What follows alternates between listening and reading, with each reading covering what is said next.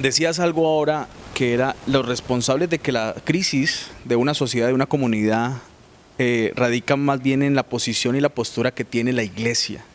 Hoy en día mucha gente asocia iglesia como templo, como cuatro paredes, como una organización, pero cuando vamos a la palabra de Dios nos damos cuenta de que la iglesia somos nosotros. Yo leía en un libro de Fran Viola que se llama La Revolución, el cristianismo pagano, la revolución del cristianismo pagano. Decía Fran Viola, muchos desean hacer cosas y llevar a gente a la iglesia, pero pocos quieren ser la iglesia. Y el pastor de especialidad juvenil, el doctor Lucas Ley, decía, nuestra generación no está preparada todavía para discipular a gente que no quiere congregarse. Hablando un poco sobre lo divergente que es el ministerio de iglesia. Y tú vienes a compartirnos hoy de una invitación muy importante, de ser relevante, del futuro está aquí. ¿Cuál es el papel que juega Soluciones Juveniles en toda esta convocatoria? Porque yo creo que todo Colombia y todo a donde pueda llegar esta información tiene que saber de esto. ¿Qué es lo que se está levantando? ¿Qué es un movimiento, una ideología? ¿Qué es? Cuéntanos rápidamente. Buenísimo. Bueno, Soluciones Juveniles viene a ser un ministerio que está acompañando todo esto que está ocurriendo. O sea, toda esta inquietud de pastores y de otros ministerios paraeclesiásticos que están comenzando a traer como movimientos de exhortación, pero también movimientos de acción. Básicamente Soluciones Juveniles lo que está haciendo eso. En este caso nos encontramos haciendo una red de amistades porque creemos que si no somos amigos no vamos a poder avanzar. O sea, lo hemos visto, por ejemplo, cuando somos amigos y no necesitamos ningún protocolo para vernos, solo una excusa y a lo que vemos estamos haciendo comida juntos y celebrando juntos y no hay nada en especial, solo que somos amigos. Y lo mismo nos hace falta ver en el ministerio, es decir, dejarnos de ver como colegas con agendas y todo esto y comenzar a ser amigos donde mi agenda no es más importante que la tuya y mi agenda puede esperar porque tú eres mi amigo. Entonces queremos crear una red de amistad, de amigos que sueñan juntos, trabajan juntos y eso tiene que ver mucho con el lema de este año, el futuro aquí, es cómo traer ese futuro a este tiempo. O sea, como la Biblia dice que el final de los tiempos de la iglesia es una iglesia sin mancha y sin arruga. Así va a ser.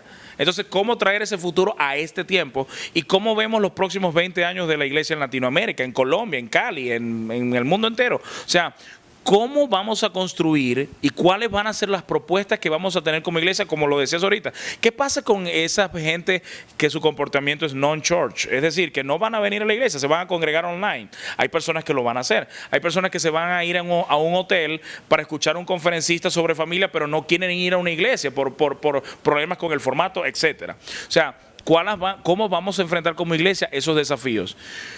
No fueron los mismos desafíos hace 50 años los que enfrentó la iglesia que los que enfrentamos hoy y que los que enfrentarán nuestros hijos. Entonces tenemos que prepararnos para construir todo un legado que nuestros hijos van a recibir para esos próximos años de la iglesia. Y este año, en la Convención Soluciones Juveniles, el futuro aquí, vamos a estar hablando de eso, del 27 al 30 de junio estaremos en Plaza Mayor, en Medellín, Colombia, hablando acerca de cómo vemos, no solamente desde una perspectiva de iglesia, sino cómo la iglesia, como tú lo decías bien, no esas cuatro paredes, sino ese organismo vivo, dinámico, que todos los días va a universidades, que va al banco, que está en hogares criando hijos. Cómo ese organismo vivo y dinámico que se llama iglesia comienza a afectar cada esfera de la sociedad y traer transformación a sus sociedades en los próximos tiempos. Eso es lo que vamos a estar hablando. Alan Hirsch, quien escribió un libro que se llama Caminos Olvidados, habla sobre la sociedad líquida, la sociedad mutante, la sociedad sólida y coloca a la iglesia como una iglesia dormida,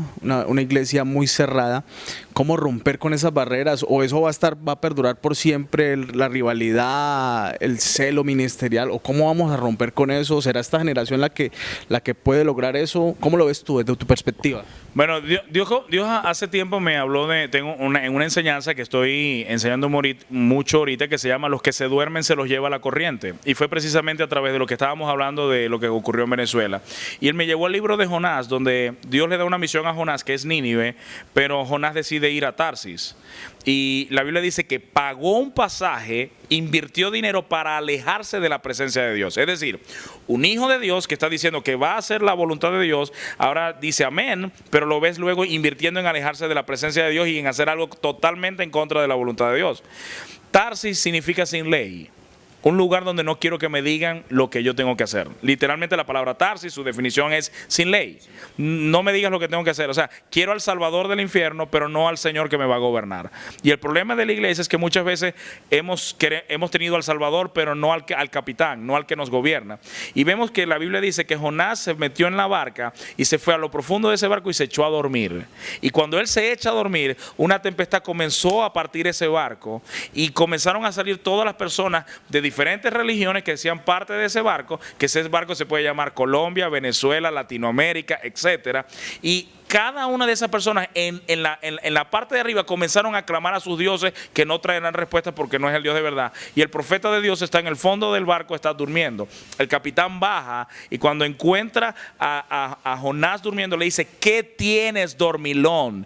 Levántate y clama a tu Dios porque Él traerá respuesta. Lo tremendo de esto es quién envió la tempestad que estaba partiendo la nave. No fue Satanás. Fue Dios. Fue Dios persiguiendo a su hijo diciéndole: no te voy a dejar sin propósito. Te amo tanto que si te tengo que partir la nave donde tú estás para no dejarte sin propósito, lo voy a hacer. Yo no sé lo que Dios tenga que hacer con tu vida.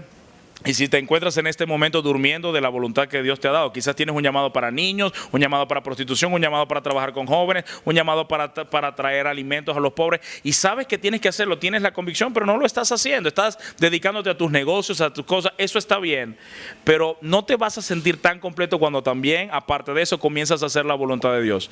Hay dos formas de hacerlo: obedecerlo o esperar que venga la tempestad. Estás hablando de una complementariedad. Lo uno no va a poder hacerse si no está lo otro. Nosotros tenemos aquí en Cali algo que se llama Puño Arriba, que es un colectivo de justicia social, de equidad. Nos han tildado un poco de comunistas, de izquierdistas y de marxistas, pero no encontramos ninguna similitud con esa filosofía, solamente el evangelio social de Jesús, porque Jesús tuvo un evangelio social. Tenemos un dicho que es: muchos quieren ir a las naciones, pero pocos quieren ir a las comunidades. Se olvidan de nuestras comunidades. Y tú hablabas ahora en la rueda de prensa que va a haber un congreso que se llama Soluciones Juveniles y que vamos a tener talleres. Yo quiero que la gente sepa qué conferencistas van a estar, y hablaste de unos talleres en prostitución. Cuéntale a la gente. Bueno, vamos a tener invitados especiales que van a estar hablando acerca de, cada salón este año, vamos a tener unos 7 salones, cada salón va a ser temático. Por ejemplo, va a haber un salón que solo lo vamos a dedicar a prostitución y todo lo que tiene que ver con tratado de blancas. Vamos a tener ministerios especializados que ya tienen trabajo muy adelantado y con casos de éxito en esa y en cada una de las áreas. Vamos a tener un área de pobreza, vamos a tener un área de adicciones sexuales, vamos a tener un área de discapacitados. Son las áreas, o sea, para las personas que tienen llamado y siempre han dicho: yo no sé cómo hacerlo, ¿será que necesito mucho dinero? ¿Será que necesito?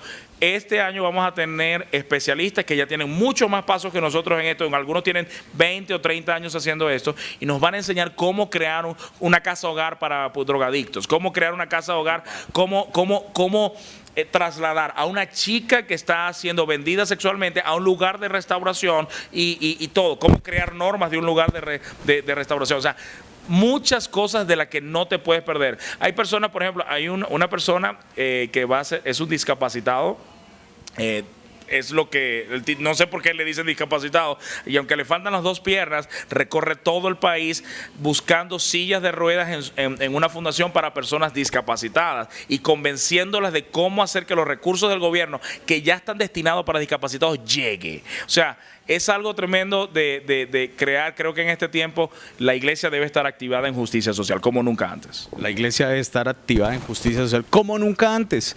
Y algo que, para terminar, Iván, algo que quiero que de pronto lo digas ahorita lo decías, tiene que haber un balance también, ¿no? Tiene que haber un balance, tenemos que unirnos, no va a haber revelación sin espíritu, no va a haber adoctrinamiento de la palabra si tampoco nos disponemos a ver qué es lo que Dios quiere hacer, porque el problema con mucho teólogo, con mucho filósofo, es de que se llena solamente de razón y a veces se coloca una barrera frente a la experiencia. Iván, ha sido un placer tenerte aquí. Despide a la gente, un mensaje, lo que quieras decir. Mira, no, gracias a la gente de Sin Formato, un honor para mí estar con ustedes acá a través de YouTube, de UNA y de todos los canales que nos pueden ver. Mira, alguien dijo una vez y comparó a la sociedad con la carne, con bistec, con un trozo de carne.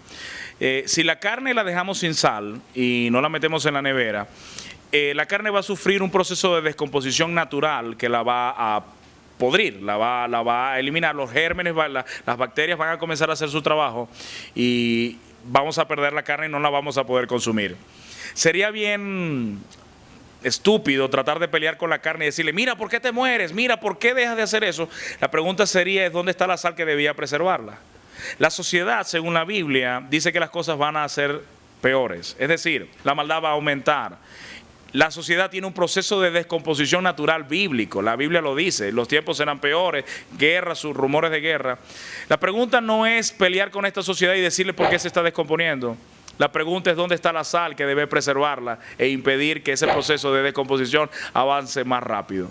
Somos la sal de la tierra. No le podemos delegar eso a ninguna otra persona, ni a ningún ente, ni a ninguna otra organización. Dios parió a la iglesia en este tiempo como nunca antes para ser la sal de la tierra. Así que hazlo. En donde tú estás, en tu comunidad, en tu universidad, en donde quiera que te encuentres, sé la sal de esta tierra. Hablamos.